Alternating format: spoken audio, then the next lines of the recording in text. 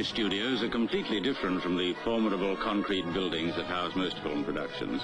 This late 18th century house in the village of Bray near Maidenhead looks most unlike a movie studio, but that's what it is. And at present, Hammer Productions are using it for their science fiction thriller, X the Unknown, the story of a sinister radioactive something that materializes on a desolate moor in Scotland and creeps under doors and through keyholes to terrorize the neighboring community.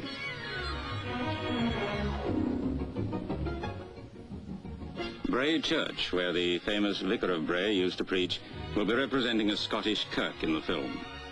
Villagers and their children shelter here from the menace of the moor.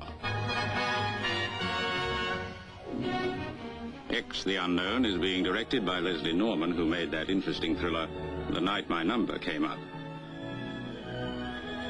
The central character, an atomic research scientist investigating the strange manifestation, is played by Dean Jagger, who's chatting here with two other actors in the film. You'll remember Dean Jagger from many Hollywood films, and especially for that splendid performance in 12 O'Clock High, which won him an Academy Award.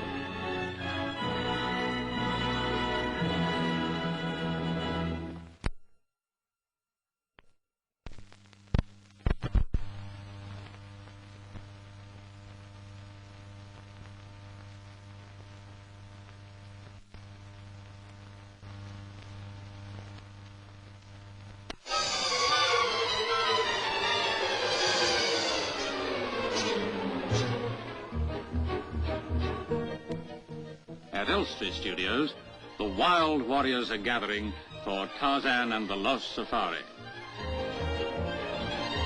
Providing costumes for a scene like this keeps the wardrobe department busy.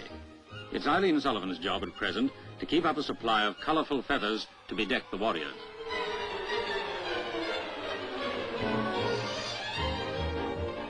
A vitally important member of the cast of every Tarzan film is Cheetah the chimp, and Cheetah receives the careful grooming that befits such a notable actor. He is the kind of actor who's liable to steal every scene he appears in. But for all that, Gordon Scott, the real star of the piece, is on excellent terms with Cheetah, and they're always pleased to see one another.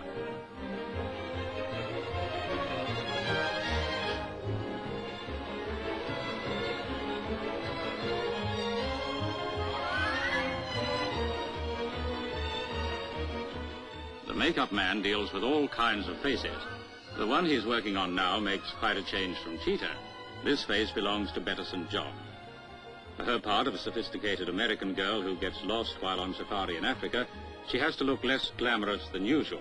You'll remember Bette St. John from the Drury Lane production of South Pacific and from a number of Hollywood films, including The Row and The Student Prince. She hopes to continue her career in England. Her husband's a British actor, Peter Grant, but after this picture, she'll be taking their small baby for a short visit to California. Meantime, back in the wardrobe department, Mrs. Jackson, who is known as Jackie to everyone at Elstree, is equipping some of the characters' better encounters in the jungle.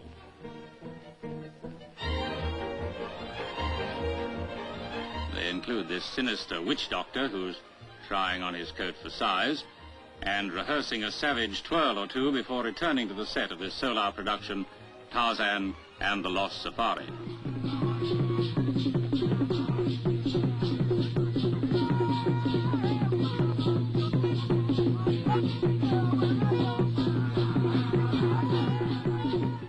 At Nettlefold Studios, Golden Era Films are making Child in the House, and one of the stars is Phyllis Calvert. It's good to see her again. I don't think we've seen her in a film since Mandy. And incidentally, little Mandy Miller is with her again in this one. Eric Portman plays Phyllis Calvert's husband in this story of a childless couple and their reactions when a little girl comes to stay with them.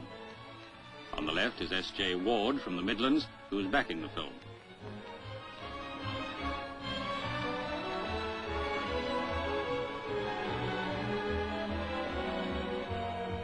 During a break in the shooting of Child in the House, the stars take time out for tea. The girl on duty at the trolley looks pretty enough to be in films herself, don't you think? Well, as a matter of fact, she is.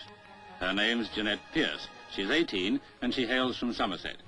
Jeanette was determined to get some kind of job in the film business, so she joined the canteen staff at Nettlefold. As a result, she's been noticed, and she's had small parts in 2 films already. Between her acting assignments, Jeanette returns to the tea trolley, where she has the chance to meet lots of stars and pick up some useful hints. Here's Dora Bryan, who's also in Child in the House. Meeting all these famous people is enough to take a tea girl's mind off her job. But Jeanette Pierce looks forward to more exciting jobs in front of the cameras.